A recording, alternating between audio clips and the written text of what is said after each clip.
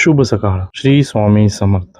आज आपण या व्हिडिओमध्ये आपल्या यातना दूर कशा करायच्या याबद्दल स्वामींनी काय सांगितले आहे आणि आपल्याला कुठला तारक मंत्र बोलला पाहिजे त्याबद्दल आपण बोलूया. आपल्या यातना दूर करायच्या असतील, आपल्या मनातली घालमेल दूर करायची असेल आणि समाधानी राहायचं असेल तर मनावर ताबा मिळवण्यासाठी या तारक मंत्राचे पठण करूया.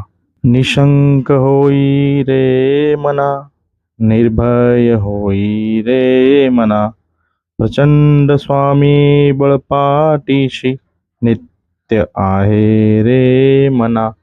अतर्क्य अवधूत हे स्मरणगामी, अशक्य ही शक्य करतील स्वामी, अशक्य ही शक्य करतील स्वामी.